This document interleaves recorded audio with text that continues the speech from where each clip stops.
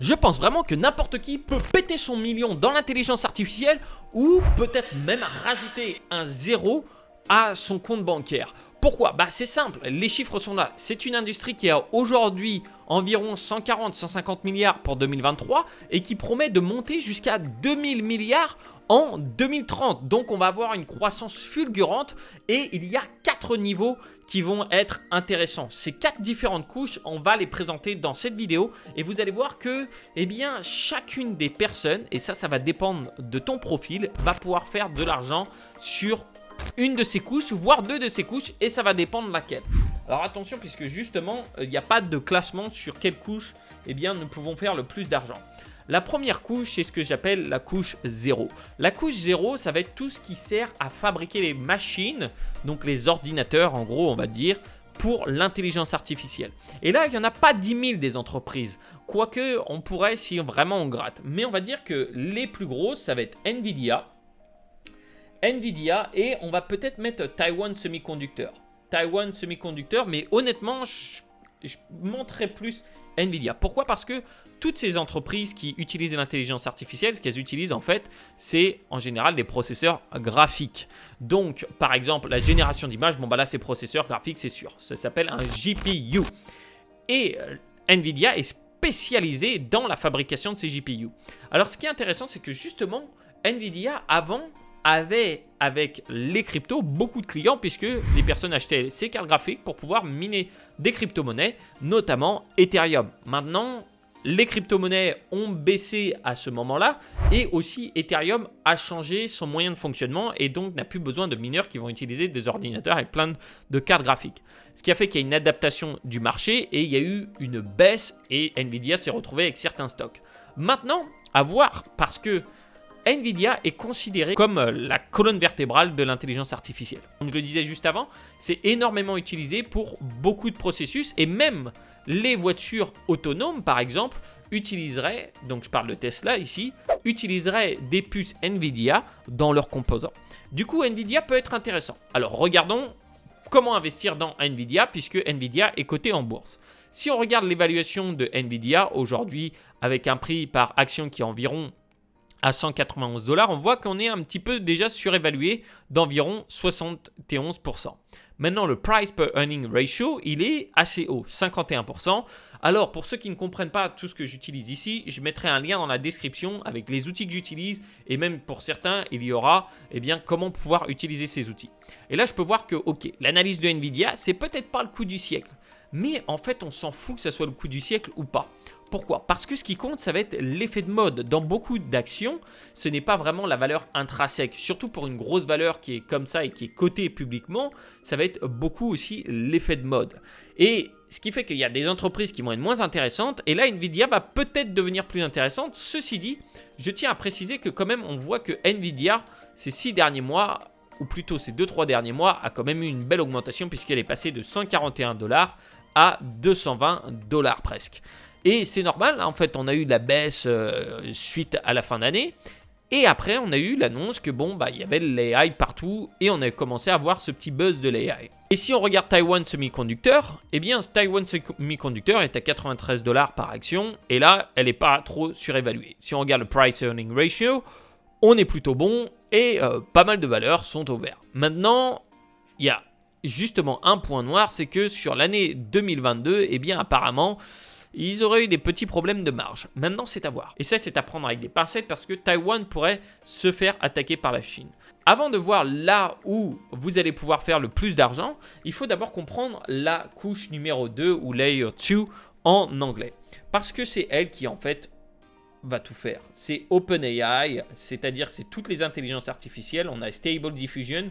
Alors, Stable Diffusion, j'invite vraiment à creuser puisque c'est open source, c'est totalement public. OpenAI, c'est pas open du tout, c'est fermé, c'est une entreprise privée. Bref, tout le monde n'aura pas les mêmes règles et tout le monde ne pourra pas jouer de la même façon avec.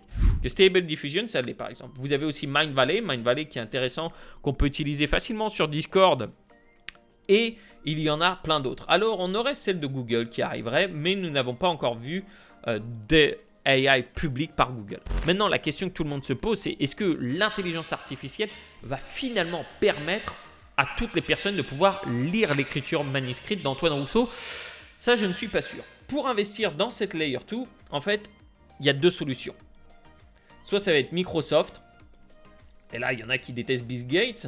Ça va être Microsoft ou ça va être Google. Voilà, c'est les 2 grosses entreprises qui produisent des AI.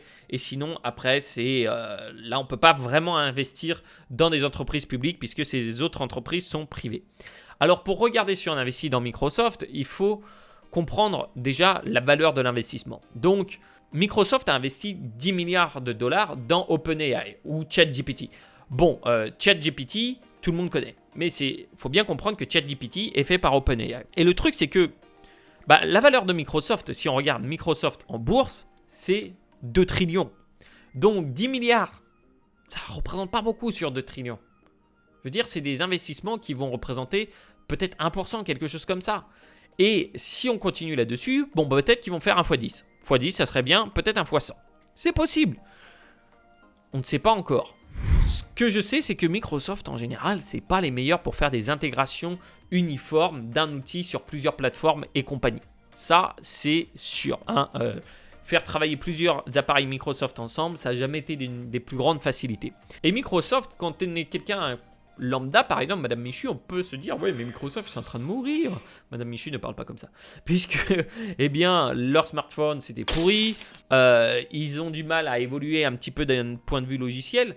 Mais ceci dit, si on regarde à la fin, le fin mot de l'histoire, c'est que Microsoft permet quand même d'avoir des solutions cloud qui sont performantes pour les entreprises et ils ont réussi à quand même se réinventer là-dessus. L'autre entreprise dans laquelle on peut investir pour la couche 2, ça va être Google. Alors Google, ils sont un peu en train de se pisser dessus parce qu'il y a des quantités monstrueuses de contenus qui sont produits avec l'intelligence artificielle qui sont postés sur Internet et Google les référence. Du coup, ce qui fait que toi, moi, les utilisateurs, on a quelque chose qui n'est pas top en résultat sur Google et ils aimeraient bien essayer de casser ça. Et s'ils n'arrivent pas à le casser, ça pourrait être amorcer la chute de Google.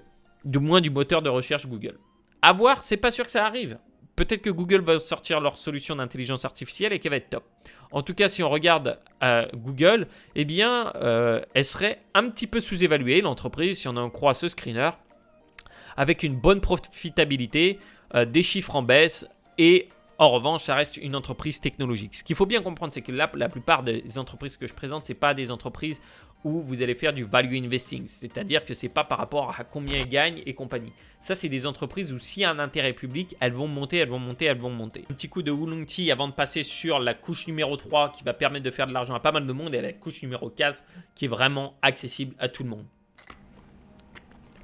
Nous sommes vraiment sur la fin d'ailleurs de ce Oolong-Tea que je recommande. Alors, sur la couche numéro 3 ou la layer 3, en fait, on va avoir tout ce qui est les applications. Donc, ça va être Jasper, peut-être que vous avez entendu, qui permet de générer des articles de blog. Vous allez avoir Copy.ai. Bref, il y a une palanquée d'applications. Elles vont se placer sur cette plateforme-là qui va leur permettre de pouvoir jouer avec. Mais ce n'est pas tout, hein. Vous avez aussi les applications mobiles. Alors, je crois que ça s'appelait Lensia. Enfin bref, l'application qui te permettait de te rendre un peu plus beau, de permettre à un peu tout le monde de voir ce que ça faisait de me ressembler, quoi.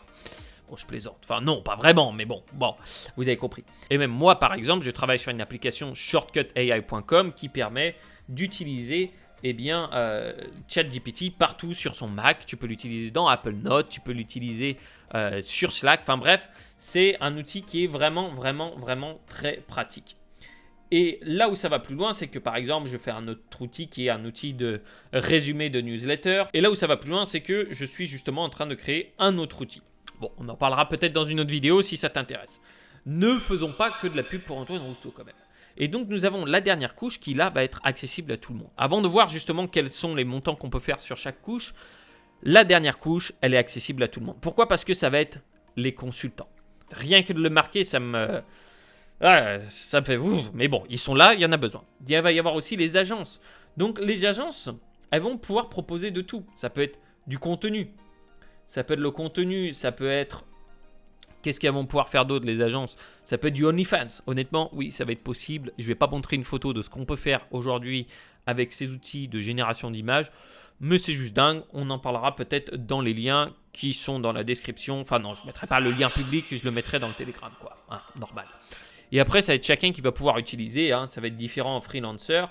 Alors certains vont peut-être se dire, oui mais pourquoi on a ces personnes-là alors qu'on pourrait directement utiliser la couche numéro 3 ? Bah, c'est un petit peu pareil partout, ça va dépendre du niveau de compétence. C'est-à-dire que certaines personnes ne vont pas connaître tous les outils par exemple pour l'instant, mais aussi il va falloir parfois utiliser plusieurs outils ensemble. Et là ça prend du temps, et si tu es un entrepreneur, tu vas le faire peut-être 1 à 2 fois par mois, bah ça va être plus simple de travailler avec une agence là-dessus, puisqu'elle va être hyper spécialisée. Et maintenant, au niveau de l'argent, au niveau de l'oseille, combien est-ce que pour faire sur chaque couche ? Honnêtement, je pense que de 100 000, même, allez, on va dire de 10 000 à 1 million, ici, c'est possible. C'est possible parce que je connais des agences qui font déjà plus de 1 million, c'est tout à fait possible. Maintenant, sur les outils, c'est vraiment différent parce que si tu fais pas trop de marketing, bon, bah, tu vas pouvoir faire 1000 par mois. Et si tu es vraiment bon, que tu as vraiment un produit qui correspond au marché, bah là, tu vas être plus à du 1 million, voire 10 millions sur l'année ou même par mois. Bon, là, c'est les niveaux extrêmes. Hein. Bien sûr, après, là, on ne va pas parler de ces 2 niveaux ici, puisque c'est totalement hors de notre portée. Je veux dire, là, on est en train de parler de trillions de dollars. Est-ce que tu peux créer une entreprise à plus d'1 trillion de dollars ? Sans doute que oui, je n'en doute pas. Ceci dit, est-ce que c'est le style de vie que tu souhaites ? Par exemple, tu vois, Jeff Bezos, il commence à vivre que depuis environ 5 ans. Tu vois. Avant, je pense qu'il faisait que de bosser. Et il y en a beaucoup comme ça. Personnellement, j'aime bien avoir un certain niveau de liberté. J'aime bien pouvoir voyager et autres. Donc, je vais être plus à l'aise dans ce niveau d'entreprise-là. Hein. J'ai pas envie. Puis de toute façon, je pense pas avoir les compétences pour faire la première couche ou la deuxième couche. Du moins, pas aujourd'hui. Et dis-moi d'ailleurs justement en commentaire dans quelle couche tu comptes investir ou t'investir, puisque justement la couche 3 et la 4, c'est ton investissement en temps et peut-être en argent aussi. Tu comptes te lancer. Parce que dans cette prochaine vidéo que tu pourras voir juste ici, je développe un petit peu plus justement les investissements qu'il y a autour de ça et ça pourrait intéresser certaines personnes. Maintenant, nous avons vu que la couche 1 et la couche 2, ça va être plus de l'investissement avec des actions, donc on n'a pas vraiment de gros pouvoir d'action là-dessus. Ça fait un jeu de mots très étrange. Et la couche 3 et la couche 4, eh bien là par contre, on peut s'en prendre qu'à soi-même. Donc dis-moi ce que tu vas faire. N'oublie pas de t'abonner, c'était un véritable plaisir et je te retrouve dans la prochaine vidéo. Allez, ciao!